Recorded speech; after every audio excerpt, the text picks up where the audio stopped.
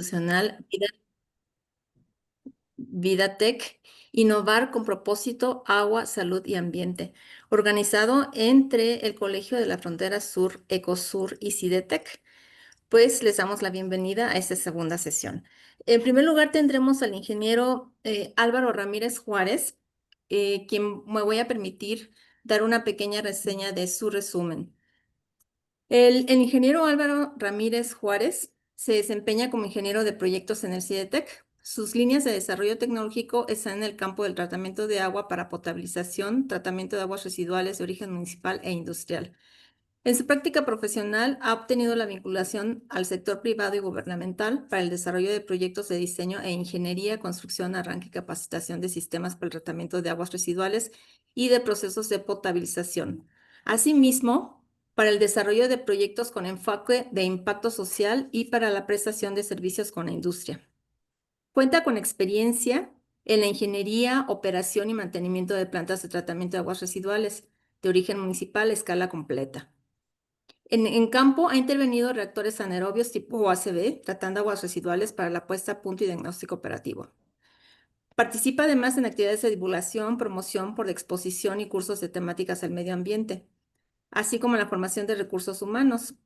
Ha obtenido certificados estándares de competencia y ha recibido diversas capacitaciones sobre liderazgo ambiental para la competitividad de emprendimiento en el NOVIMAP, Nodo Nacional de Innovación de Manufactura de la Investigación, y ha participado en programas de economía circular, de capacitación para el fortalecimiento de la sociedad civil organizada en el estado de Querétaro sobre innovación y transferencia tecnológica. Pues me permito presentarles, pues, y le cedo la palabra al ingeniero Álvaro para que nos presente su tema con el sistema descentralizado para tratamiento de aguas residuales y posibilidades de reuso. Adelante, ingeniero Álvaro, por favor. Muy amable, Leti, muchas gracias por esta breve presentación. Entonces, me voy a permitir compartir la presentación. Sí, Por favor, me comentan si tienen algún problema de visualización para poder avanzar, ¿no? todo bien. Se ve bien. El tema que vamos a estar abordando brevemente en este seminario se llama Sistemas descentralizados para el tratamiento de aguas residuales y posibilidades de reuso. Bueno, es un tema que consideramos que tiene relevancia debido a, pues, a las necesidad de tener nuevas alternativas para sustituir las aguas potables de primer uso y pues que podamos tener alternativas para reutilizar estas aguas, ¿no? Entonces vamos a iniciar con esta presentación sobre esta temática. Bueno, el contenido brevemente va a ser los enfoques de los sistemas descentralizados versus los descentralizados, los impulsores que tenemos que los cuales para el reuso de las aguas residuales tratadas, algunos datos de contexto y bueno, algunos problemas que están relacionados justamente con el reuso de las aguas residuales, un poco de la normatividad y las tecnologías que podrían hacer posible este reuso, ¿no? En primer lugar, vamos a hacer una distinción rápida, lo que es un sistema centralizado versus lo que es un sistema descentralizado y algunas de sus características justamente es que las aguas residuales son conducidas a través de grandes sistemas de colección y canalizados por colectores de mayor tamaño hasta llegar a una planta centralizada, ¿no?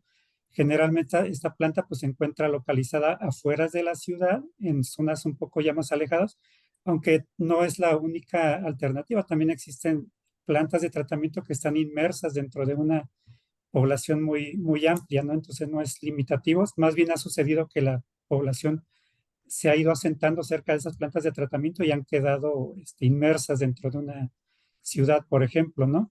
Y seguramente ustedes conocen algunos casos en sus ciudades donde pueden ver plantas, ¿no? Que están, y obviamente pues también está asociados a algunas problemáticas, ¿no? A veces problemas de olor, demás, pero como les comento, pues esto inicialmente pues estaban alejadas de la ciudad. Los sistemas descentralizados, por el contrario, son pequeños sistemas generalmente cuyo objetivo es tratar las aguas básicamente en el sitio de donde están generando, ¿no? Entonces, ejemplos de estos pequeños sistemas pueden ser desde una escuela comunitaria, incluso una vivienda individual, pues se consideraría un sistema descentralizado porque también cuenta con un sistema de tratamiento que no se conecta a un sistema de colectores principales Y esto pues tiene ciertas particularidades tanto para los objetivos de tratamiento como de los sistemas que están disponibles para tratar las aguas residuales, ¿no? Entonces, bueno, comentábamos que hay algunos impulsores, o sea, ¿por qué ha sucedido esto? Generalmente, y quiero hacer referencia a una política que se tuvo, por ejemplo, en nuestro país del norte, donde mencionaban que todos los sistemas, que todas las aguas generadas en el país estarían conectados a un sistema centralizado. Esto con la práctica pues ha demostrado que nunca fue viable y no se ve una posibilidad, por lo menos en el plazo inmediato, de que esto pueda suceder. Entonces tenemos que voltear a sistemas nuevamente que atiendan el tratamiento de aguas residuales a nivel individual o a nivel de una pequeña comunidad o incluso una pequeña parque industrial, por ejemplo, también se podría considerar un sistema descentralizado, es decir, no están conectados a una red extensiva que permitan tratar las aguas en un sistema mucho más grande. Esta lógica principalmente obedecía a algo similar a una economía de escala, ¿no? Un costo de tratamiento siempre es más efectivo tratarlas en un sistema más grande que tratar muchos sistemitas para tratar las aguas residuales.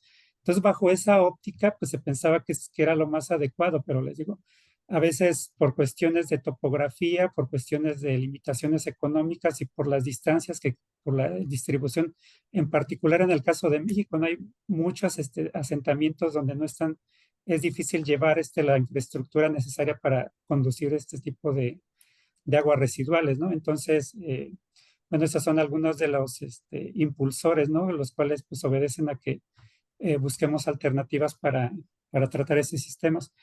Y bueno, algunas posibilidades para reutilizar estas aguas pues tienen múltiples aplicaciones. Por ejemplo, el mismo reuso urbano, que vendría siendo, por ejemplo, regar camellones, parques públicos, incluso en algunos sistemas un poco más avanzados, se podría generar infraestructura para volver a reutilizar las aguas en los mismos servicios sanitarios, ¿no? De eso hay algunos casos que han sido exitosos, no son tantos, pero sí hay casos, ¿no? Bueno, también se incluiría lo que es el riego agrícola, los embalses, el uso recreativo estético. No sé, por ejemplo, en un pequeño lago artificial se podría estar recuperando esas aguas residuales tratadas. El mismo recarga de acuíferos y últimamente también se ha pensado el aumento en el suministro de agua potable. Este es es un esquema polémico porque aunque hay tecnologías que pueden llegar a niveles muy óptimos de tratamiento, aún persisten algunas dudas científicas sobre la viabilidad de reutilizar o regenerar este tipo de aguas residuales para uso potable, ¿no? Pero bueno, básicamente nos vamos a centrarnos en posibilidades que son más viables y que ya son más estudiadas. Por ejemplo, me gustaría ponerles a manera de contexto algunos datos, ¿no? Por ejemplo, a nivel país, se generan 281, bueno, cerca de 282 metros cúbicos por segundo. Eso es todo lo que genera el país de aguas residuales a nivel de tipo municipal. Aquí no se incluyen las industriales, nada más las aguas de origen municipal. Y se recolectan, por el contrario, 215 metros cúbicos por segundo. O sea, estamos hablando que de las aguas que se generan, básicamente se colectan en el alcantarillado 215 metros cúbicos por segundo. Y si decimos ahora, bueno, ¿y cuánta agua se trata de eso? Tenemos que se tratan de 1.143 metros cúbicos por segundo. Esto equivale a un 67.5% de la cobertura de tratamiento, lo que tenemos a nivel país. Y esto pues está distribuido en 2.744 plantas que operan pues, en todo el país y que son los registrados en el Inventario Nacional de Aguas que tiene la Comisión Nacional del Agua. Por otra parte, qué se está manejando en el contexto eh, del reuso? O sea, también sería interesante, por ejemplo, para el año 2022, el reuso y de acuerdo a la estadística que tiene la Comisión Nacional del Agua, se consideran básicamente tres tipos de reuso. Un reuso directo de aguas residuales, es decir, que se utilizan en actividades agrícolas, urbanas e industriales antes de su descarga en el cuerpo de agua. Un reuso indirecto, lo cual significa que una vez descargadas previamente a un cuerpo receptor, Y finalmente la parte interesante es el intercambio de aguas residuales tratadas. ¿Qué significa este punto? Que, bueno, en vez de utilizar aguas potables, utilizamos agua tratada que estamos reutilizando. Entonces, si vemos la cantidad, es 1.6 metros cúbicos por segundo versus 143.76 metros cúbicos, que es lo que se está tratando. O sea, es un porcentaje muy pequeño de agua que se está intercambiando. Incluso, pero bueno, aquí me gustaría hacer un pequeño comentario, ¿no? Por ejemplo, lo que es reuso directo e indirecto suman 135.8. Sin embargo, esta es la clasificación que tiene que se tiene actualmente y de tal forma que el reuso indirecto se considera cuando utilizamos, la descargamos, por ejemplo, a una presa, ya se considera que se estamos haciendo un reuso, aunque no es un reuso totalmente directo, pero para la estadística así es como se considera, ¿no? Entonces, por eso podría incluso parecer engañoso que decimos que reusamos 135 metros cúbicos por segundo versus 143 metros cúbicos por segundo, que es lo que se trata, ¿no? Pero bueno, aquí está la aclaración de ese punto y bueno, hago énfasis nuevamente, ¿no? Cuando sustituimos agua potable por agua residual tratada, nada más corresponde a 1.6 metros cúbicos por segundo. Perdón la interrupción, nos queda un minuto. Gracias, Ledi. Hay varios temas que se tienen que abordar previamente antes de reusar el agua residual, que son, por ejemplo, los temas que preocupan son los de la salud pública. Esto principalmente porque hay compuestos que causan preocupaciones y que todavía no se tienen total certeza de que se puedan reutilizar. Entonces, este es un tema pues de amplio temas de discusión y de investigaciones que se están realizando al respecto. La normatividad en México, la que nos permite reusar el agua, es la norma 003 y básicamente nos habla de dos conceptos. Uno del contacto indirecto, que es el llenado de lagos y canales artificiales, lancha, bueno, paseos en lancha, remos, canotaje y esquí. Y por ejemplo, el reuso indirecto está pues el riego de jardines, camellones en autopistas y de avenidas, ¿no? Y por otra parte, la norma 001 nos da los límites para descargar a los cuerpos receptores.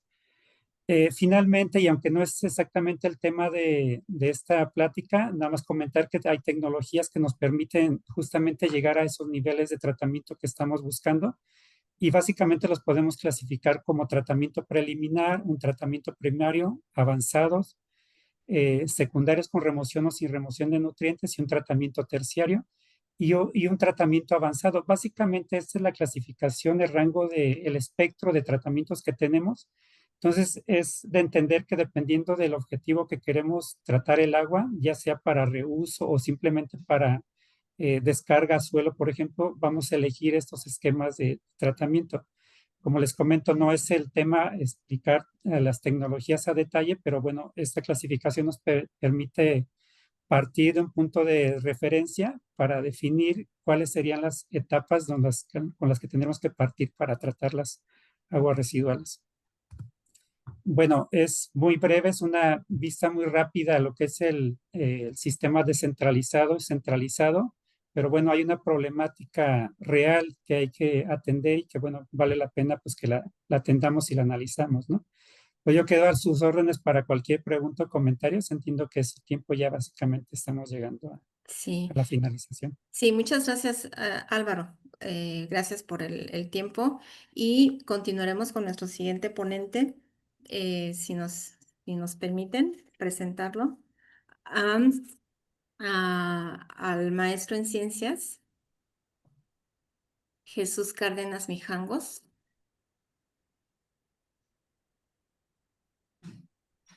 Ajá, al maestro en ciencias Jesús Cárdenas Mijangos, quien daré una breve reseña también de él. El maestro Jesús Cárdenas es profesor investigador, titularse del CIDETEC y es director de tecnología en agua y ambiente de la Dirección de Tecnología. Él de formación es ingeniero industrial químico por parte del Instituto Tecnológico de Minatitlán, Veracruz, y su maestría la hizo en el Tecnológico de Celaya, Guanajuato.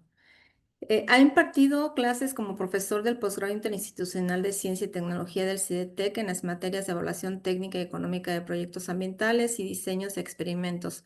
Sus líneas de investigación son ingeniería ambiental, diseño de procesos de tratamiento de aguas residuales sanitarias y altas cargas orgánicas mediante procesos sustentables, tratamiento de aguas industriales mediante procesos de electroremediación de agua, electrocoagulación, electrooxidación y electrofenton y procesos de electroremediación de suelos contaminados con hidrocarburos, procesos de oxidación avanzadas fenton químicos, caracterización de residuos, biomasa para la obtención de energía y su aprovechamiento. Es docente en las temáticas relacionadas con la ingeniería ambiental y servicios de consultoría y desarrollo de proyectos tecnológicos a la industria. Tiene varias publicaciones internacionales como coautor en revistas indexadas, así como participación con trabajos de investigación en diversos congresos. Y puedo añadir que ha realizado muchos proyectos de tecnología en el CIDETEC. Bueno, pues le cedemos la palabra al maestro Cárdenas con el tema de agua regenerada. Son 10 minutos, Jesús. Son 12:16. Un minuto antes te diré, falta un minuto, perdón. Sí, Adelante, por favor. gracias, Leti. ¿Me escuchan bien? Sí. Sí, bueno. Bien, Muy buenos días, buenas tardes a todas y todos. Es un placer presentarme con ustedes acerca de este tema interesante que se ha hecho en otros lugares y en México se está iniciando a hacer algo al respecto. El agua regenerada es agua residual que ha sido tratada adicionalmente para eliminar contaminantes y hacerla aprovechable para nuevos usos como riego agrícola, fines industriales o recarga de acuíferos en lugar de ser vertida al medio ambiente. Pero también entra un punto importante de acuerdo a la escasez del agua que se está dando tanto en el mundo y México no queda afuera, es que si se pudiera potabilizar, ¿sí? ¿Qué normas nacionales hay al respecto de lo que podremos hablar de aguas regeneradas? Está la NON 03 en 1997, la NON 014 con agua 2003, que habla específicamente para recarga artificial de acuíferos. Eso es muy importante porque ahí se habla de recargar acuíferos que cumplan con la NON 127 SHA1 2021 procedente de aguas tratadas, ¿sí? Tenemos la NON 127 SSA1 2021 que está muy relacionado para dar agua para uso y consumo humano y que es de la Secretaría de Salud y que es una de las más importantes porque el agua es seguridad nacional. Así también tenemos otras normas, la NON 179 SSA1 2020 para la calidad del agua para uso y consumo humano para su control. Menciono estas normas porque están relacionadas con el agua potable y cuando se pretende hacer aguas regeneradas hacia agua potable hay que tener mucho esta información presente. Sabemos también que para potabilizar el agua, una de las normas que es un patrón es la 127, como se mencionó anteriormente, y tiene cerca de 97 parámetros de cumplimiento. Hablamos muy rápidamente que son sanitarios, fisicoquímicos, químicos, materiales metanoloides, microbiológicos, fitoxina, radioactividad, residuales de la desinfección, subproducto de la desinfección y compuestos orgánicos sintéticos. Así también hay un organismo que está encargado de esta seguridad nacional del agua, que es la COFEPRIS. Tiene programas anual de calidad bacteriológica, programa de agua en calidad fisioquímica y programa de vigilancia de agua de contacto. Estos seguimientos y estos programas son muy importantes para dar una agua segura, proveniendo no de aguas residuales tratadas, sino de fuentes de abastecimiento. ¿Qué normas internacionales están relacionadas con el agua regenerada que se han empleado ya en otros países en el mundo? Principalmente en Estados Unidos. Ahí les menciono unas ciertas normas, interviene la EPA con ciertas directrices. Voy a ser muy conciso sin entrar tanto detalle aquí. En Estados Unidos hay 14 estados que tienen políticas para reuso potable indirecto del agua. Tenemos Arizona, California, Florida, Hawái, Idaho, Massachusetts, Nevada, Carolina del Norte, Oklahoma, Oregón, Pensilvania, Texas, Virginia y Washington. En California se aprobaron regulaciones y existen en Texas también, para que lo tengan presente, de donde se ha hecho trabajos tecnológicos de investigación acerca de cómo utilizar el agua regenerada, pretendiendo llevarla a agua potable con cierto reuso potable indirecto, ¿sí? Hay un caso exitoso de agua regenerada que es el que me interesa mostrarles muy brevemente. Así como hay en Estados Unidos, hay un caso en Singapur, un caso que se le llama New Water. Hay publicaciones interesantes acerca de este caso exitoso y ellos producen aguas residuales tratadas denominadas agua usada. Empiezan a hacer cambios ya en terminología porque es algo que se implementó para poder pensar que el agua regenerada podría ser llevada a uso de agua potable, pero muy importante, es para uso directo no potable o uso indirecto potable. Son términos que hay que dominar y conocer para cuando se habla del agua regenerada hacia potable. Ellos hicieron en este caso exitoso de agua regenerada y que se recomienda para hacerlo en otros países es esta figura que con apoyo de una estudiante que se encuentra en CIDETEC se desarrolló esta figura basado en esos trabajos científicos relacionados con el caso Singapur. Para llevar un caso exitoso de agua regenerada hacia agua potable, pero recordando que puede ser regreso a la diapositiva anterior, para uso directo no potable o uso indirecto potable, ¿sí? Primero se recomienda una planta de demostración, ¿sí? Las capacidades en el caso de Singapur no fue un caso simple, fueron 10,000 metros cúbicos por día.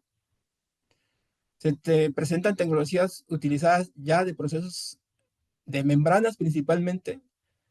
Hay estudios de qué tipo de tecnologías se emplearon, pero estas fueron las más recomendables y las que se recomienda que se puedan implementar.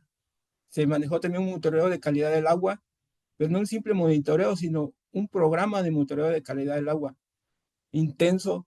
Este caso de prueba piloto duró cerca de 3 años. Con otros colegas se sabe que estos casos que se prueban pilotos para hacer que el agua regenerada pase a ser agua potable con los términos que les mencioné, 2, 3 años es poco, se llevan hasta casi 10 años.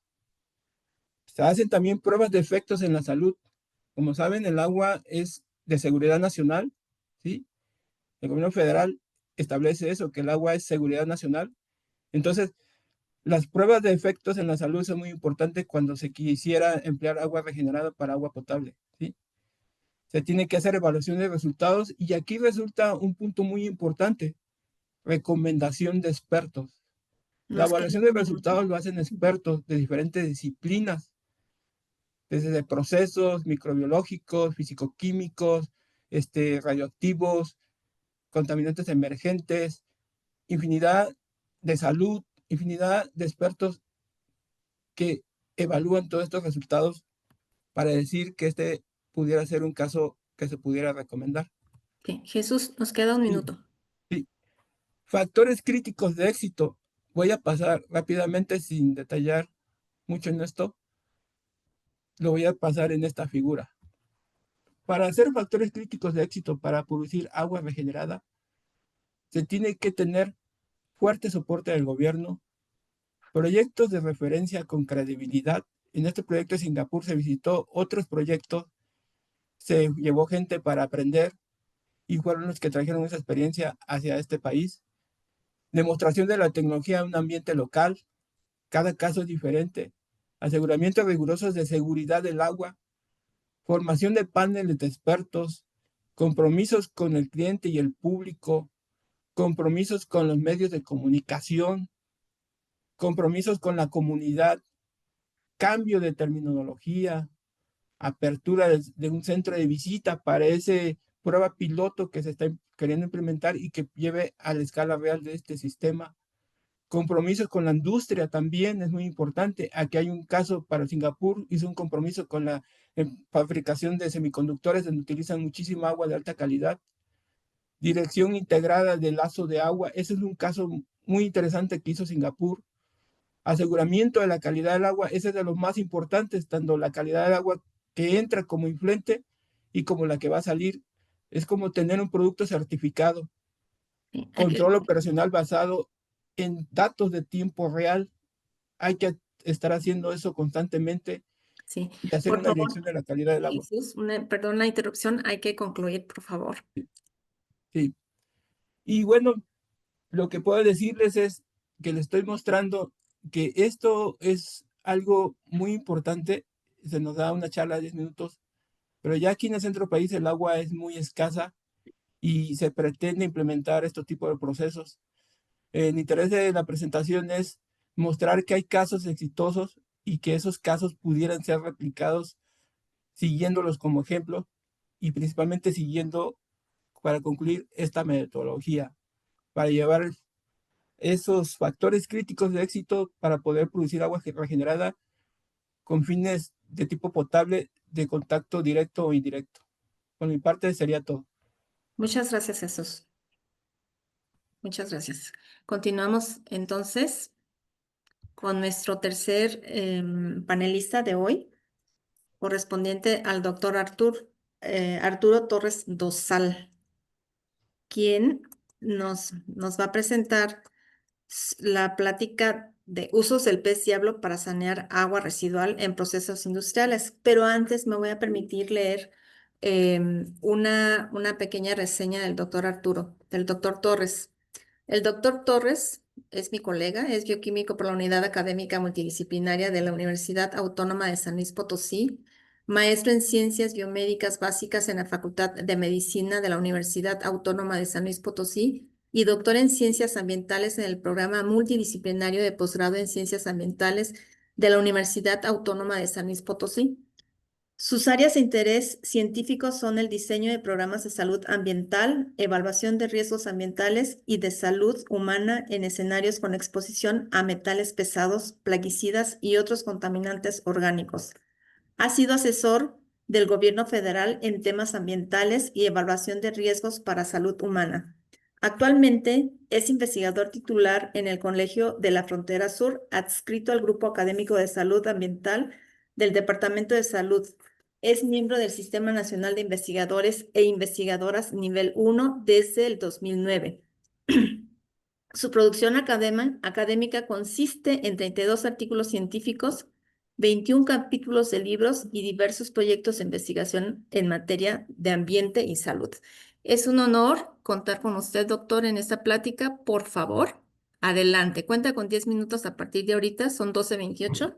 Entonces, muchísimas gracias. Adelante. Muchas gracias, muchas gracias. ¿Me confirman por favor el audio y que pueden ver mi presentación? Sí, muy bien. Todo bien. Excelente. Gracias. Pues miren, quiero agradecer mucho a CIDETEC por estas iniciativas y, en conjunto con Ecosur. Creo que estos eventos académicos son un escaparate para poder conocernos, establecer diferentes colaboraciones y bueno, ¿por qué no acercarnos como instituciones? Muchas gracias a los organizadores, muchas gracias al doctor Francisco, muchas gracias de parte de Ecosur, a mi nombre y bueno. Pues quiero platicarles un poco que yo estoy en el Colegio de la Frontera Sur, en la unidad San Cristóbal de las Casas. Quien conozca el sureste de México, reconocerá que somos una joya de la diversidad biológica en el país. Es decir, tenemos una muy amplia variedad de diferentes especies. Sin embargo, estas especies y esta abundancia generalmente se ven amenazadas por diversos factores de diversa índole social, económica, industrial, pues para que quepa el desarrollo. Pero también hay otras impactos y amenazas que tienen que ver de cuando en cuando con apariciones de amenazas biológicas. Y este es el caso del pez diablo. El pez diablo es una especie invasora y al ser una especie invasora no tiene depredadores biológicos, no tiene competencia, no tiene quien se lo coma, vamos, dentro de la naturaleza. Y como es invasora y además tiene una gran capacidad de adaptación, pues primero se distribuye ampliamente, tiene un éxito en el establecimiento, pero también genera impactos, impactos que pues son nocivos para el entorno. Aquí hay unos datos, se componen de diversas especies, son familias de diversas especies y todas generalmente vienen de otros países, es decir, fueron introducidas desde otros lugares. Hay avistamientos desde 2004. El problema de estos animalitos, por decirlo de una manera, es que tienen la posibilidad de distribuirse a todo el país. Es decir, acá son un problema, en el sur es un problema, pero una vez que se establecen en un medio, se van a difundir van a caminar, vamos, van a poder distribuirse en cualquier otro medio. Y generan un problema serio. Es decir, primero no tienen un valor comercial, tienen una capacidad de establecimiento. Y tienen una particularidad, estos animalitos filtran sedimento para comer. Y eso, quédense con ese dato por lo pronto, filtran sedimento para comer. Y como no tienen valor económico, pues generan un problema, porque en lugar de cazar 10 especies de valor comercial, cazas 9 un día, al siguiente día 8, 7, 6, 5, y entonces va mermando la capacidad económica de las comunidades que dependen de la pesca. Entonces ya se empieza a comprender que son un problema, esa especie invasora. ¿Cómo se han estudiado? Bueno, primero hay que valorar que es un problema. Estos son ejemplos de otros lados en el mundo. ¿De qué tamaño es ese problema? Pues se ve la diversidad, cómo esos ya son trabajos desarrollados en Ecosur, están señalados en la diapositiva, cómo los autores participantes de nuestra institución, cómo están subrayados. Entonces hay que ver cómo van aumentando en importancia o en presencia respecto a las otras especies que hay en los entornos que han invadido. De tal suerte que si originalmente había poquitos, derivados del éxito de reproducción y de distribución, pues habrá cada vez más e irán reduciendo espacios de convivencia con las otras especies y los irán reduciendo. Además que se los pueden comer de manera incidental, es decir, los peces diablo se pueden comer huevecillos de otras especies de manera accidental, no es que los busquen, filtran sedimento o remueven las madrigueras de otros y entonces ya alteran la composición biológica. ¿Cómo se distribuyen? Hay otros estudios que dan cuenta de la diversidad genética de estas especies. Aquí sí pueden ver en la fotografía inferior cómo tienen patrones distintos de composición. Habla de hibridación biológica y esas posibilidades, hibridaciones, les dan mayores éxitos de adaptación a los entornos. Estos son trabajos de nueva cuenta realizados por el Colegio de la Frontera Sur. Este es en la unidad de Villahermosa, por ejemplo. Y bueno, también hay que ver que pueden tolerar la salinidad. Y no todos los peces de especies dulceacuícolas, pueden tolerar salinidad, lo cual les hace que sean muy versátiles en su distribución. Además que, bueno, estas especies son una maravilla biológica, ¿no? Tienen una fuerte capacidad que por un lado, pues bien por ellos, mal por las comunidades en donde están establecidos. Mal, ya les dije, había problemas, generan problemas económicos, problemas ambientales, porque además excavan madrigueras, hacen hoyitos en las taludes o en los márgenes de los ríos y desestabilizan los márgenes. Entonces vienen crecientes del agua, se disminuye y generan erosión. ¿Cómo más se han estudiado? Bueno, pues han estudiado la posible distribución, el potencial de distribución, lo que les decía hace un momento, y resulta que pueden estar distribuidos en todo el país. Tarde que temprano, estos animalitos, estos pececitos, van a estar en todo el país, sí o sí, tienen esa posibilidad. Bueno, otros órdenes de estudio han intentado, bueno, saber qué implicación tiene o cómo han hecho las sociedades o las cooperativas pesqueras para poder lidiar con ellos, qué problemas les representa. Algunos les presentará más problema que a otros, otros en temporadas, en fin. Y esto vale la pena para conocerlo, para establecer medidas de contención o de atención de este potencial asunto. Es más de lo mismo, es como, bueno, cómo se establecen problemas. Y en México, en nuestro país, se han establecido dos estrategias digamos, de atención de este problema. Pues si es un animalito, la primera pregunta que va a tener cualquier mexicano va a decir, ¿se come o no se come? Y pues aquí hay un ejemplo, ¿no? Esta es una, me gustó mucho este póster porque el eslogan es, todo lo que florece, se arrastra, camina, corre, y yo añadiría, y nada, o vuela, va para la cazuela. Y entonces hay que buscar si se come, ¿sí? Y pues bueno, pues eso se han hecho, ¿no? Pero también hay otra óptica de decir, no, es que es una especie nueva, está muy fea y hay que, pues, abatirlo, pero sin comérnoslos. Está bien feo. Pues hay que ver qué opciones podemos tener. Y bueno, dentro de esto, bueno, hay estudios que han dado cuenta de saber si se come o no se come, qué ventajas tiene comérselo de manera directa. Hay, bueno, aquí pueden ver en uno de los estudios, es, bueno, hay receta, es comestible, la otra es, se puede hacer un caldito, por ejemplo, un caldito instantáneo, qué proteínas aporta, qué perfil de ácidos grasos, ¿sí? Hay que buscar el ejemplo, ¿no? Lo bueno de este animalito. La otra es, bueno, qué ingredientes tiene para poder integrarlos a nuestras dietas. Y finalmente, si no nos los queremos comer de manera directa, pues bueno, que sirva para hacer un alimento que se coman otros peces que sí queremos consumir. Es decir, alimento, ¿no? Y de ahí ver sus propiedades físico-químicas. Es decir, bueno, esta es la óptica segunda. La Aún de no tiene comer. un minuto, doctor. Ay, Ajá, claro, claro. aún tiene un minuto. Muy bien.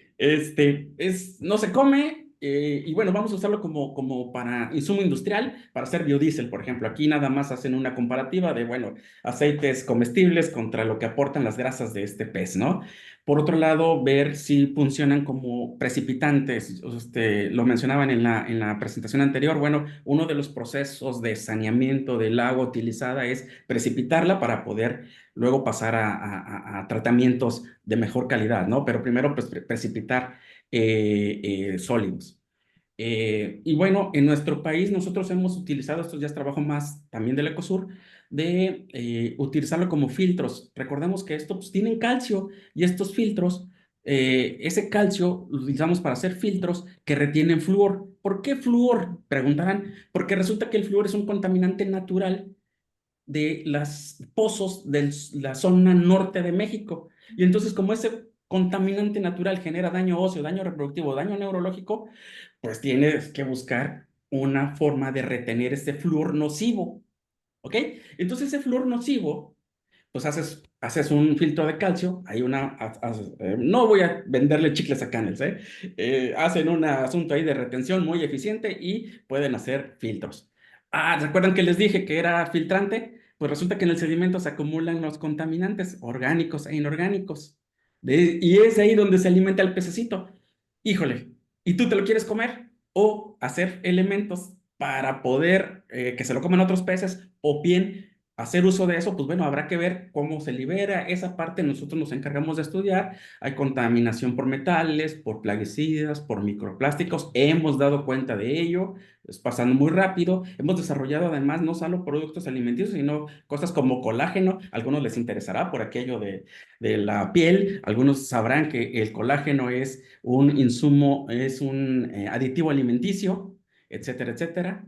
Y bueno, eso es parte de lo que hemos hecho. También nada más para cerrar, quiero hablar que no tan solo tenemos un problema de peces diablo, tenemos problemas de otros invasores como la almeja, otros moluscos que si ustedes los queremos ver como otra óptica, pues son un problema sí, pero también pueden ser una nueva área de oportunidad de tratamiento, ¿no? En fin, siempre y cuando se evalúe la potencial exposición a plaguicida, bueno, a contaminantes. Y bueno, aquí lo que quiero dar a entender es con este cierre, con esta diapositiva cierro, que hay que establecer estudios para ver qué pautas de utilización podemos tener frente a este tipo de problemas y desarrollar oportunidades. Son una oportunidad para desarrollar convertir a través de la academia un problema en una nueva oportunidad de abordaje. Y bueno, pues dentro de todo esto, pues queremos entender que esto, lo que hacemos nosotros allá y acá es la oportunidad para buscar una manera de que alguna ruta nos venga bien a favor de todos estos lugares. Muchas gracias. Muchas gracias a usted, doctor. 10 minutos se van rapidísimo para temas tan interesantes. Y tenemos como última participante en esta sesión Gracias, doctor.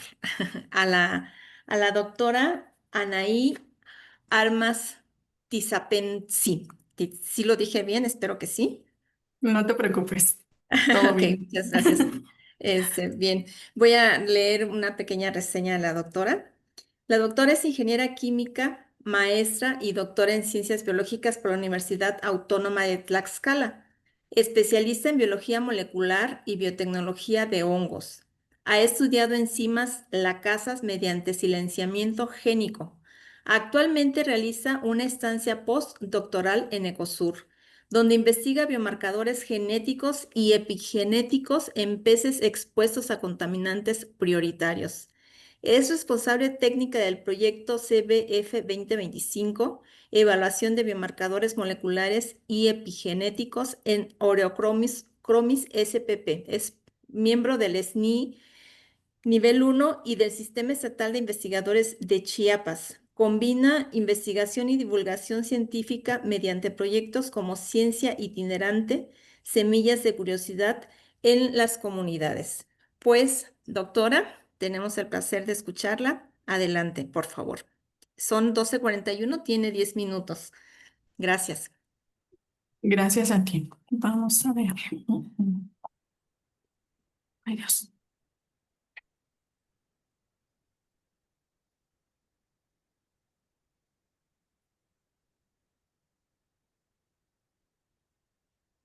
Oh, Listo. Ya quedó, ¿verdad? Sí, se ve. Ya, excelente. Bueno, muchas gracias. Buenas tardes a todos. Gracias por la invitación a este seminario virtual interinstitucional entre Ecosur y CIDETEC. Hoy presentaré cómo el análisis de respuestas biológicas en peces permite evaluar contaminación en ecosistemas acuáticos y anticipar riesgos en la salud ambiental.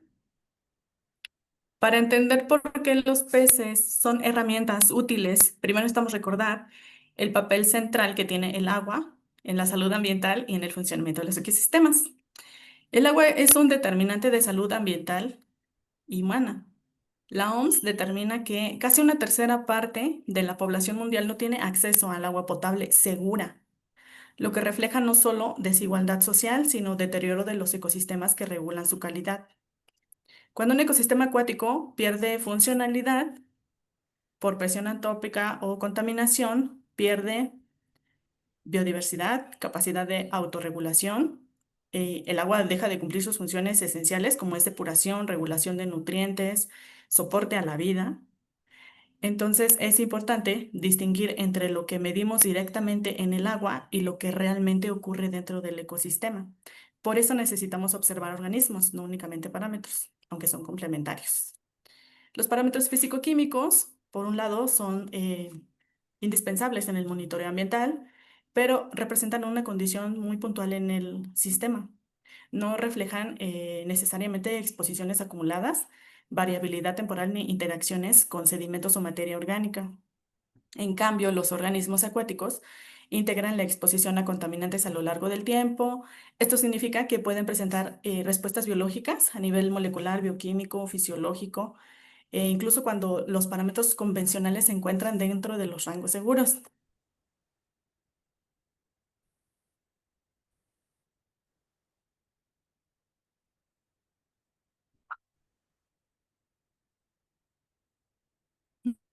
Dejamos de oír a la compañera. Sí, no se escucha la doctora. ¿Algún problema? Ajá. Me parece que solamente fue ella, la mejor se quedó sin internet o algo así. Sí, algo pasó con su conexión de la doctora Anaí. Sí, Esperemos unos algo pasó. segundos. Sí. En YouTube sí se mira bien. Sí. Doctora Anaí, ¿podrías apagar tu cámara? Quizás así se mejore. A ver, creo que se desconectó. Esperemos unos segundos para que vuelva a Sí, conectarse. sí, sí, claro.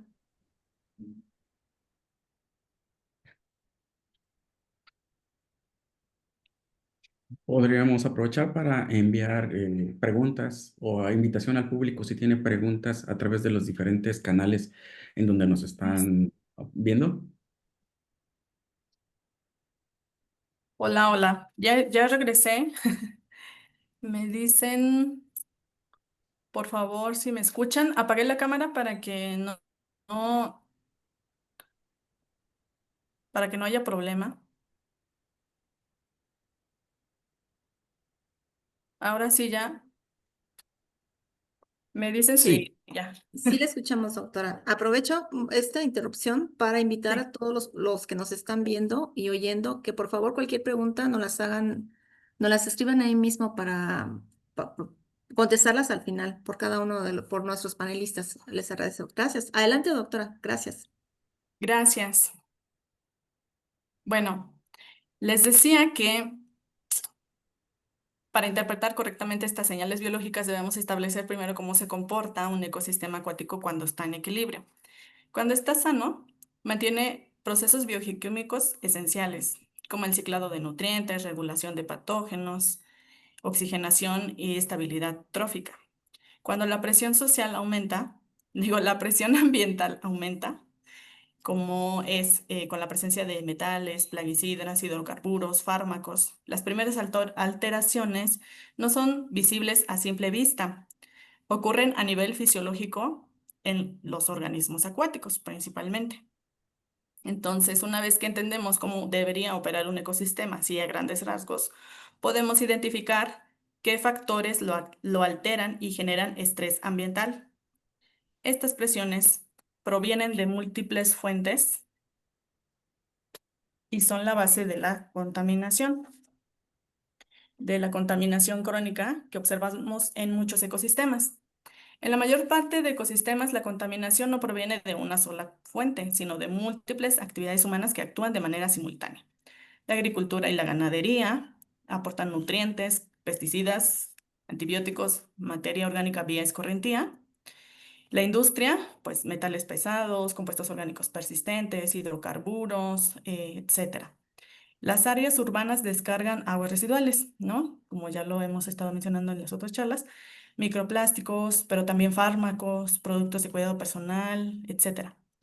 Y las emisiones atmosféricas contribuyen a que los hidrocarburos, con hidrocarburos aromáticos policíclicos, lluvia ácida, partículas que se depositan sobre los cuerpos de agua y que, bueno, la infiltración y el drenaje afectan los mantos acuíferos y transportan contaminantes hacia las aguas subterráneas. Lo importante es que muchas de estas presiones generan contaminación crónica y subletal, que no siempre se detectan visualmente, cambian drásticamente los parámetros metabólicos, el equilibrio de óxido de reducción y, y bueno, ya en resumen, la toxicidad más peligrosa es la que no vemos, ¿no? Para poder, eh, ya que la contaminación es en medida difusa y Se, subletal en el se corta un ecosistema. poco Los peces, naciones se van ay, sí, es que el internet está fallando mucho. Bueno, les decía que los peces cumplen precisamente la función de actuar como bioindicadores que reflejan condiciones acumuladas en el ambiente acuático. Para empezar, un biomarcador es un organismo cuya respuesta biológica refleja las condiciones ambientales a las que está expuesto. A diferencia de lo que les mencionaba de los parámetros físico-químicos, los biomarcadores integran la exposición real de un ecosistema a lo largo del tiempo, están en contacto constante con el agua, con los sedimentos y los contaminantes disueltos. Presentan respuestas fisiológicas, bioquímicas y moleculares ante exposiciones subletales. Pueden revelar alteraciones ecológicas, incluso cuando los parámetros del agua se mantienen dentro de los rangos normativos. Esto los convierte en centinelas efectivos para detectar estrés ambiental temprano y evaluar la salud del ecosistema acuático. Ahora bien, aunque existen muchas especies que se pueden utilizar como bioindicadores, algunas son especialmente útiles por su tolerancia y amplia distribución. Un ejemplo de esto es la tilapia. conocida por su resistencia a variaciones ambientales, nos ofrecen señales claras. Cuando un organismo con alta tolerancia o resistencia a rutas de detoxificación muestra daño molecular, significa que el ecosistema ya superó el umbral de estrés significativo. Ahora bien, ¿cómo sabemos qué está pasando dentro del pez? Cuando usamos biomarcadores, que son herramientas que traducen la exposición en datos cuantificables. Estos nos permiten establecer una relación directa entre la exposición y la respuesta biológica de un pez. Son fundamentales porque hacen visible la toxicidad invisible. Con los biomarcadores podemos responder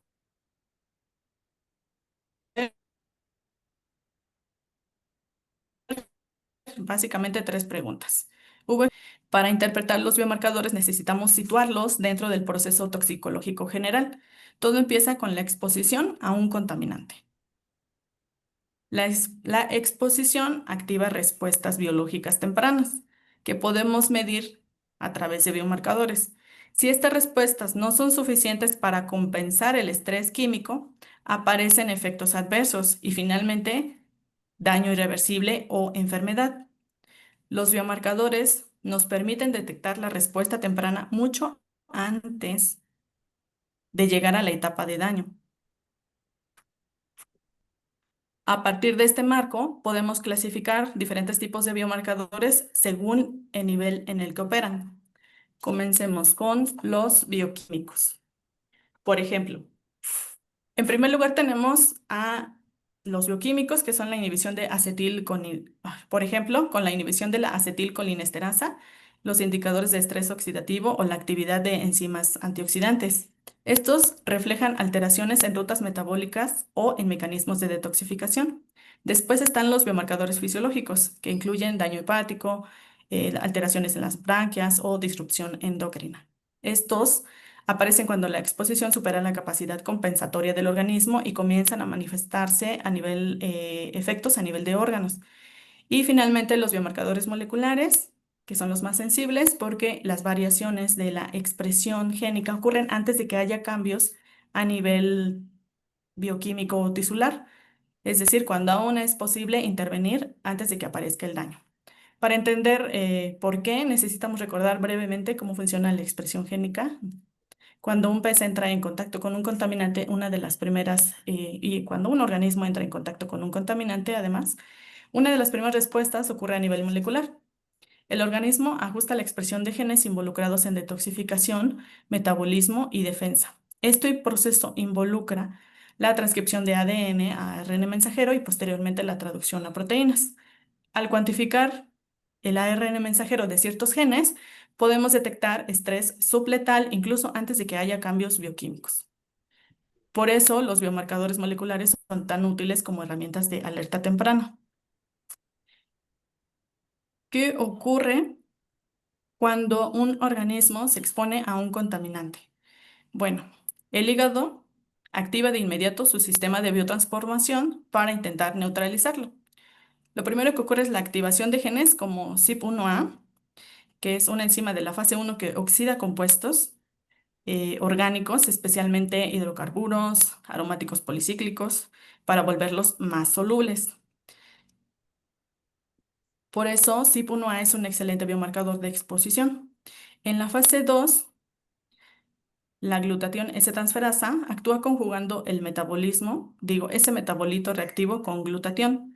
Esta reacción permite neutralizarlo y facilitar su excreción. La GST se induce particularmente en presencia de herbicidas, pesticidas y por estrés oxidativo. Finalmente, la fase 3, en donde el organismo bilis o el riñón, estrés oxidativo y daño celular. Y esto es lo interesante desde el punto de vista del monitoreo. Antes de que el daño sea evidente, estas enzimas ya están inducidas. Por eso estos biomarcadores son tan útiles. Cuando ambos biomarcadores están elevados, indican la activación de rutas de detoxificación, lo que significa que el pez ya está utilizando toda su maquinaria bioquímica para enfrentar una carga de contaminantes. Esto es un estado de alarma molecular. Aquí ya hablamos de exposición, ya no hablamos de exposición, hablamos de riesgo. Entonces, cuando medimos CYP1A y GST, en realidad estamos viendo cómo el pez procesa y responde a los contaminantes en tiempo real. Esto tiene implicaciones directas para el monitoreo ambiental porque nos permite anticipar riesgos antes de que ocurra el daño irreversible. Y bueno, no sé cómo voy de tiempo, pero me fui un poco rápido, siento. Quieren ver lo que el agua no nos muestra. Integran la exposición real del ecosistema y nos permite identificar señales tempranas de estrés ambiental, mucho antes de que aparezcan daños visibles o colapsos ecológicos. Los biomarcadores moleculares, especialmente CYP1A y GST, reflejan la activación de rutas de detoxificación que se encienden en cuanto hay contacto con contaminantes. Esto nos permite detectar exposición incluso cuando los parámetros físico-químicos están dentro de la norma. En conjunto, los peces, gestión ambiental, evaluación de riesgo y la toma de decisiones en las cuencas donde los procesos de contaminación son difusos, crónicos y acumulativos. En resumen, los peces y sus biomarcadores nos permiten detectar alteraciones tempranas en los ecosistemas, incluso cuando los parámetros físico-químicos son normales. Estas son herramientas esenciales de gestión ambiental en donde la presión de los contaminantes pues, es demasiado difusa y además crónica. Con esta perspectiva, me gustaría cerrar con una reflexión final. Altera organismos, altera funciones y compromete ecosistemas enteros. Detectar estos cambios de forma temprana es clave para prevenir riesgos ambientales y proteger la salud pública. Muchas gracias por su atención. Al contrario, doctora, muchas gracias por su presentación. Ya hemos terminado con en esta sesión. Tenemos tenemos opciones para dar cierre a esto. Una es que ustedes como panelistas, si tienen más que decir, porque sabemos que 10 minutos pues es corto, ¿no? Y pareciera que sí se quedaron un poquito cortos. Si quieren cerrar, y aparte, bueno, tenemos unas preguntas acá por hacerles. Tienen, si quieren, un minuto cada uno. Empezamos con un orden. Álvaro, después Jesús, el doctor Arturo y la doctora Anaí. Si ustedes gustan agregar algo para concluir ya. Me faltó decir esto, pues ahora es el momento. ¿Qué les parece? Sí, gracias, Leti. Bueno, es como tú bien comentas, pues, es limitado, pero más que nada, me gustaría más que hablar del tema que estamos, es felicitar a los panelistas de COSUR. Son temas bastante interesantes los que nos han presentado. Ojalá pues puedan seguir teniendo desarrollo y que incluso pueda haber esa interconexión entre los centros, ¿no? Donde se puedan desarrollar pues nuevos procesos, estandarizar técnicas, demás, para pues que se puedan llevar a cabo un desarrollo tecnológico aplicable, ¿no? Sí, sería mi comentario. Gracias, Álvaro. Jesús, Bueno, por por mi favor. parte, y como sabrán, el interés de presentar el caso del agua regenerada es porque aquí en el estado de Querétaro el agua ya está siendo muy escasa, a diferencia de Chiapas y del sureste que el agua es muy abundante. Aquí actualmente en Querétaro nos extraemos agua a muchas profundidades para tener agua útil o la traemos de muy lejos a través de los acueductos. Entonces, este tema del agua regenerada va a ser un tema posiblemente a mediano o largo plazo que en México se va a empezar a presentar posibles proyectos, principalmente donde carece el agua. Y de ahí el interés de tener un esquema donde ha funcionado, para que siempre es bueno replicar lo que ha funcionado en otros lugares o mejorarlo. Esa principalmente era la interpretación a dar en esta presentación. Por ahí también han preguntado si requerirían normas nuevas. Realmente lo que se requiere es de que haya muchos expertos, así como Ecosur presenta a sus expertos en lo que son los marcadores biológicos, los biomarcadores, el análisis en los peces. Se han hecho muchos estudios en relación al agua regenerada que requieren estudios previos de cómo se comporta el agua después de ser tratada con fines de potabilización. Y no son estudios cortos, son estudios al menos de 2, 3 años y hasta 10 años para asegurar que lo mencioné, que el agua es de seguridad nacional. Entonces, el agua que esté en contacto con las personas tiene que brindar salud. Entonces, ese era el principal interés de que se nos quedaran ciertos esquemas que han funcionado de buena forma en otros países. Pues, muchas gracias, Jesús.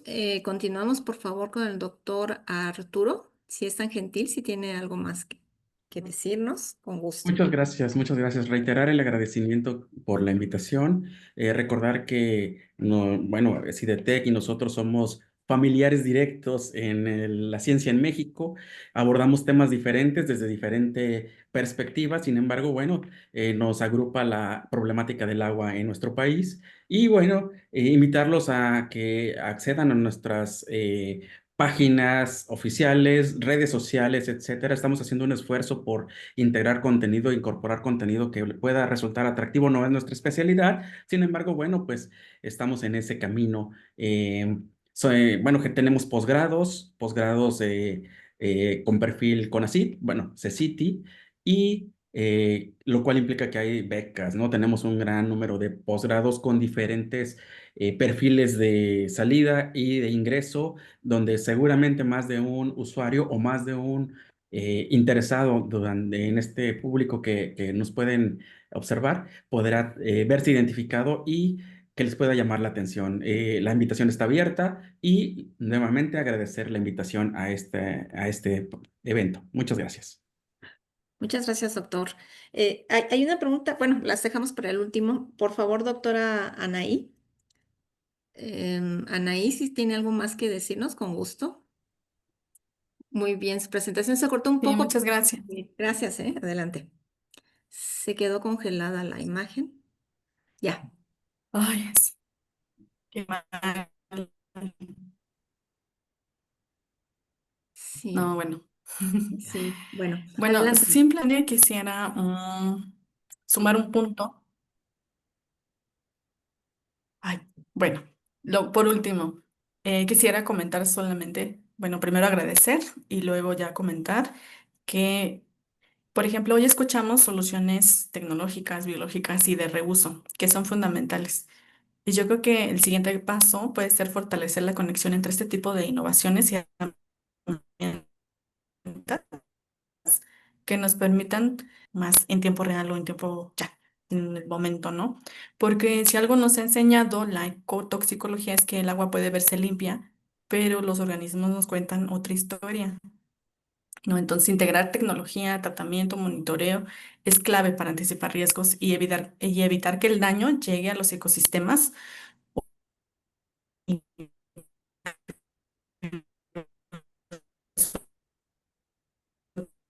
Qué que, pena, no se que escucha.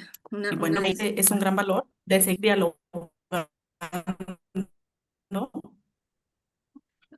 Que es bueno seguir dialogando y colaborando entre instituciones y juntar las herramientas con las que contamos para obtener una visión más completa de pues, de los ecosistemas y de la salud. Muchas gracias. No, al contrario, doctora, es una pena porque no se escucha, se entrecorta su comunicación y tenemos preguntas para usted, además del público, además de los participantes. Esperemos que no se corte. Le voy a hacer las preguntas que tenemos a través de YouTube. Dice una, ¿existen biomarcadores moleculares específicos por cada contaminante existente? Esa es otra. Luego, hay otra pregunta que también, si los contaminantes existentes alteran de forma temprana a los peces o existen algunos que estén más asociados a lo crónico, representando un limitante en esas estrategias de monitoreo. Son para usted. Bueno, es una pena que no se Voy a escuche. cerrar la cámara a ver si con eso Sí. Sí, gracias, por favor. mejora. ¿Ya se Ujú. escucha? Sí se escucha mejor. Adelante. ¿Existen biomarcadores específicos para cada contaminante? La respuesta es no, no existe un biomarcador molecular único y exclusivo para cada contaminante.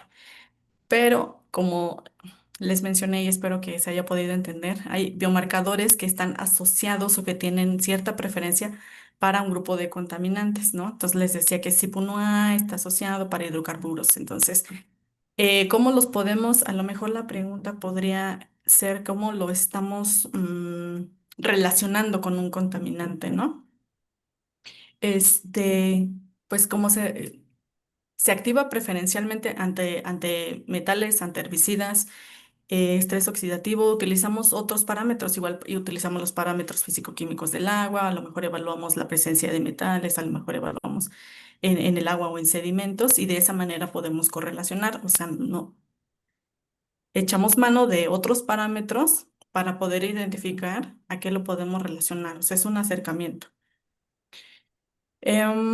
Y la combinación de respuestas que obtengamos de todo ese monitoreo nos va a permitir inferir qué tipo de contaminantes están presentes, incluso cuando no los vemos directamente en el agua, ¿no? La otra pregunta la estoy leyendo porque aquí lo veo. Sí, sí, Oye, sí. ¿no? Muy bien. Adelante.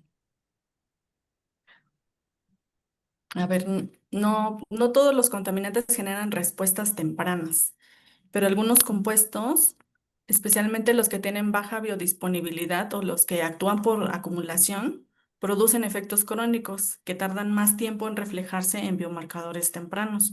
Por ejemplo, metales como el mercurio. En su forma menos biodisponible, ciertos plaguicidas persistentes y algunos fármacos tienen acciones lentas, acumulativas, y su señal puede ser más tenue al inicio. Esto no invalida el monitoreo con biomarcadores, implica una limitante.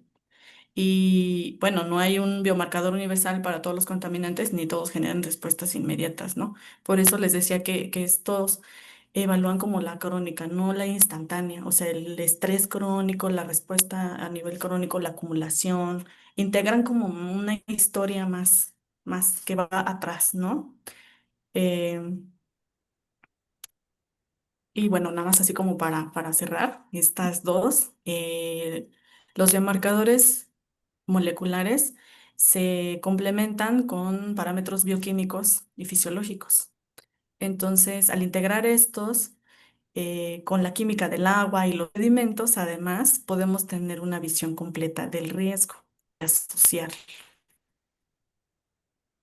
Un tema bastante Gracias. interesante, doctora. Muchas gracias. Y sé que va a haber más preguntas. Hay más preguntas para usted, pero también vamos a darle oportunidad a los otros compañeros. Por ejemplo, hay una pregunta para el ingeniero Álvaro, donde dicen, ¿se requiere una inversión muy alta para implementar un sistema descentralizado de tratamiento de aguas residuales? Álvaro. Bueno, es que depende más bien del tipo de sistema descentralizado. Un sistema descentralizado puede ser desde una vivienda de cuatro personas y el esquema de tratamiento puede ser desde una fosa séptica. En ese caso sería un sistema muy sencillo que ya cumple con cierta normatividad. A medida que, dependiendo del reuso que pretendamos implementar, le tendríamos que estar añadiendo etapas adicionales, ¿no? eh, Vamos a pensar en un esquema mucho sencillo que queremos básicamente reutilizarlo para regar plantas. Probablemente una etapa adicional podría ser suficiente para ese objetivo, ¿no? Entonces es variable, te digo, básicamente está en función del volumen y del sistema ya en específico.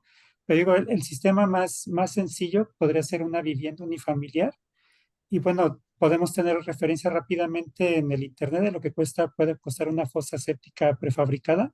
Puede estar en el orden desde 5,000 a 10,000 pesos, más la infraestructura física que se requiera. Entonces, en ese rango puede ser el sistema más sencillo y de ahí para adelante podría ser como referencia. No sé si estos datos le servirían como referencia. Gracias, Álvaro. Tenemos otra pregunta para Jesús, maestro Jesús. La pregunta es que si se requieren modificaciones a las normas mexicanas para el uso del agua residual. Lo pregunta el doctor El doctor Francisco y también el doctor José de Jesús Treviño habla sobre la normatividad mexicana. Para Bueno, Jesús Cárdenas, por y favor.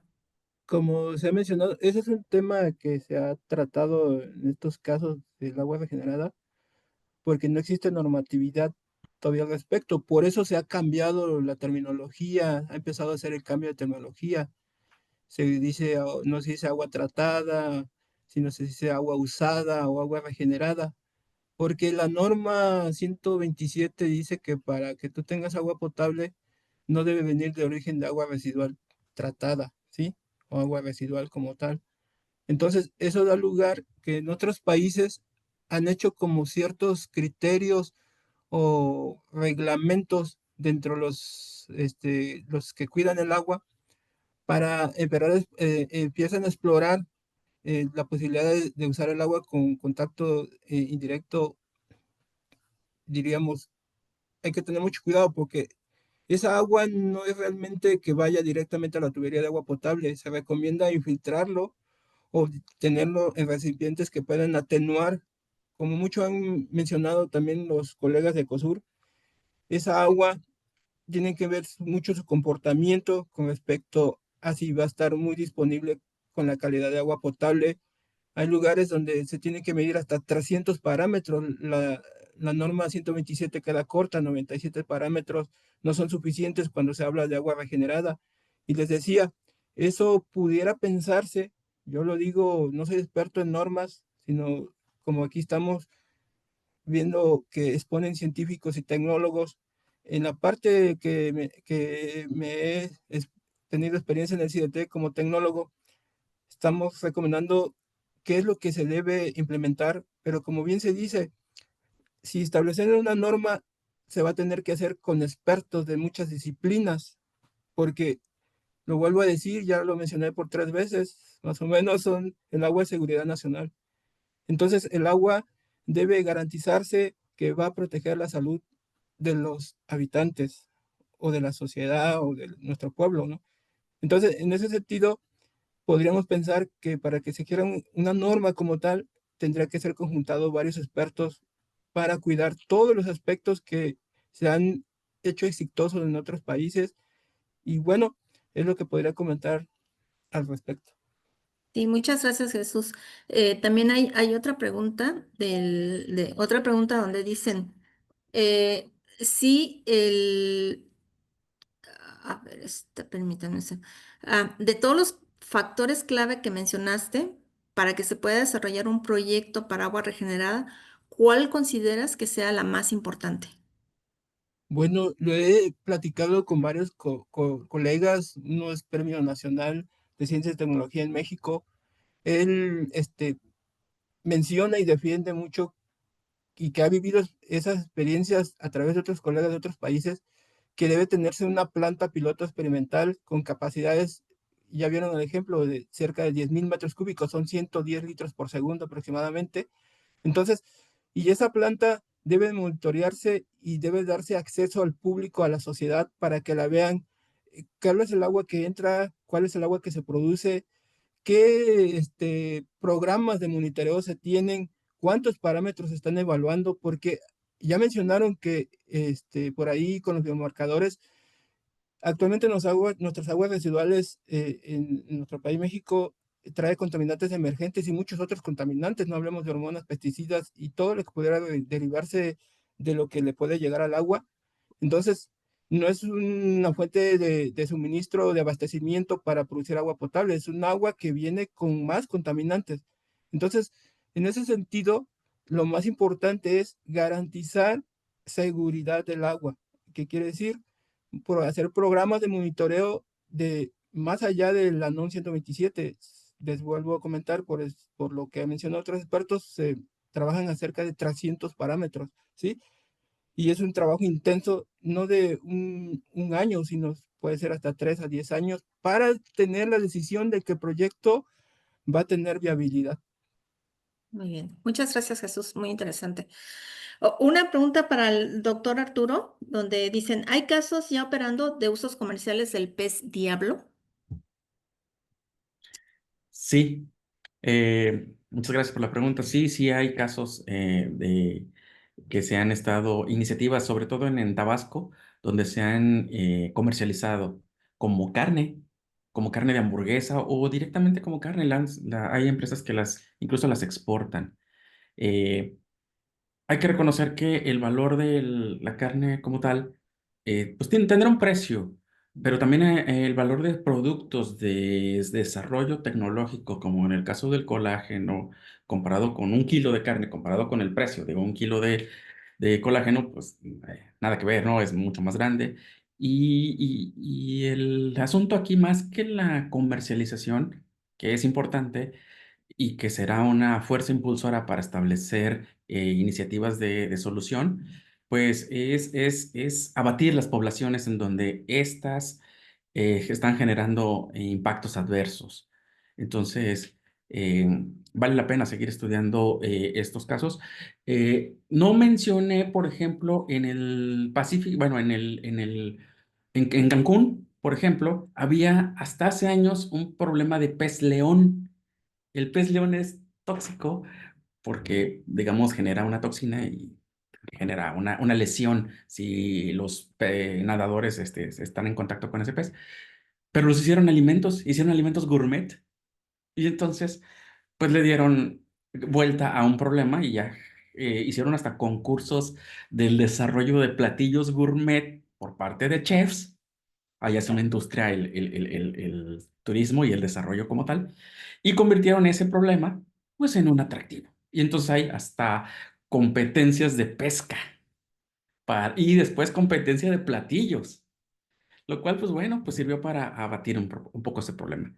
Y volviendo a la pregunta, pues sí, sí hay iniciativas y seguramente con esto desarrollaremos en un futuro más Muy bien. cambios. Muchas gracias, doctor.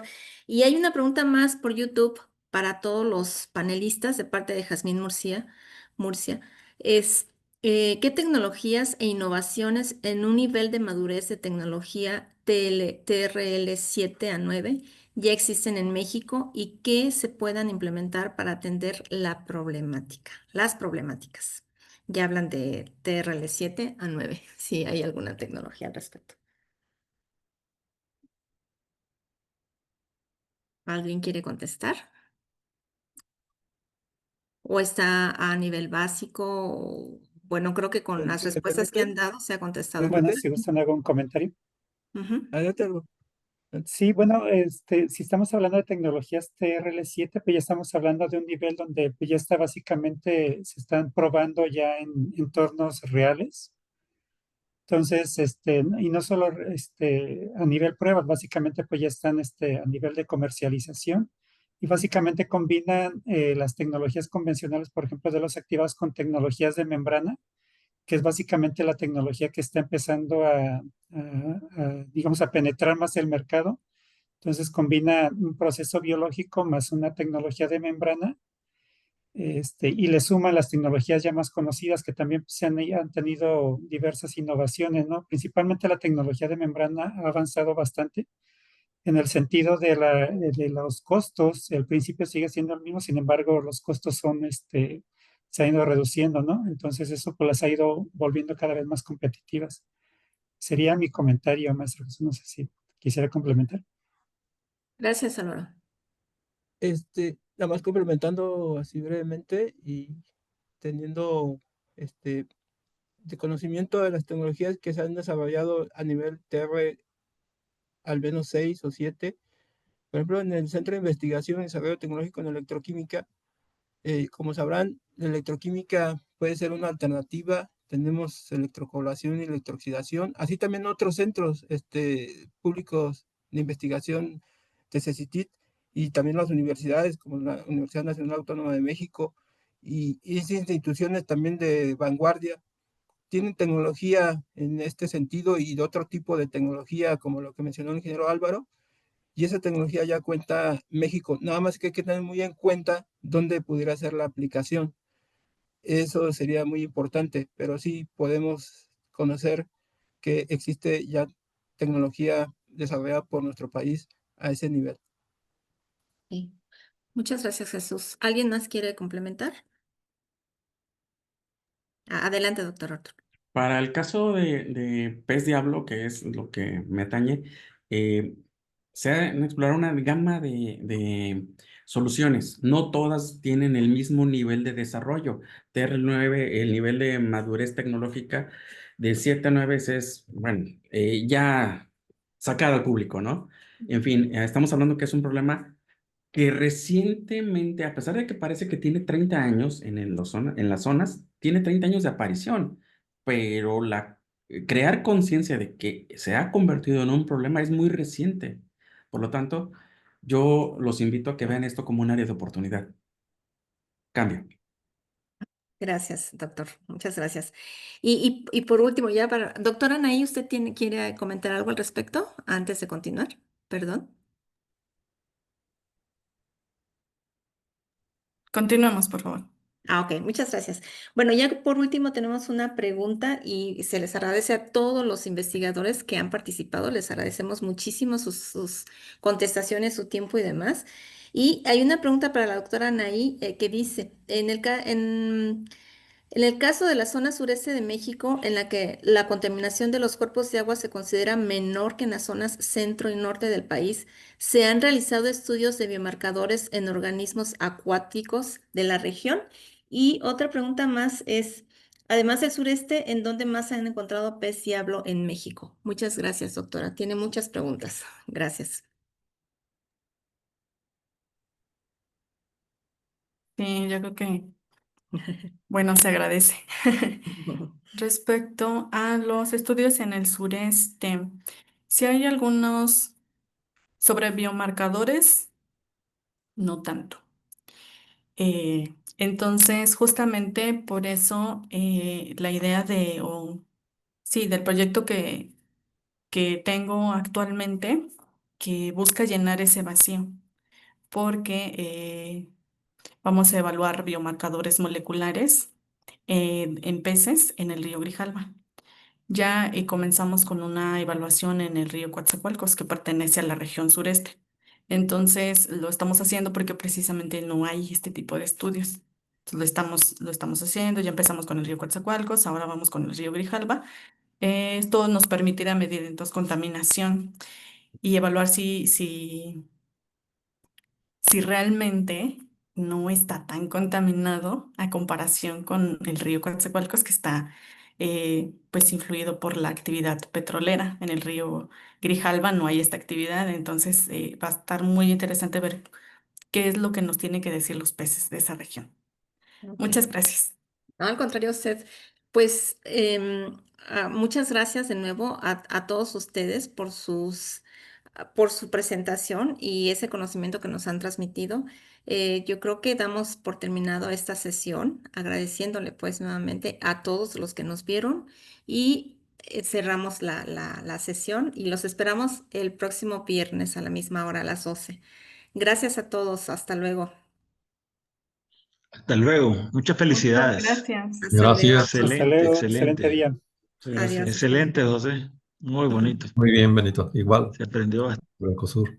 Hasta Adiós, luego, que que estén muy tengan bien. buen Gracias a viernes. todos. Saludos a Hasta todos, luego. doctora. Gracias a todas y a todos. Gracias. Hasta luego.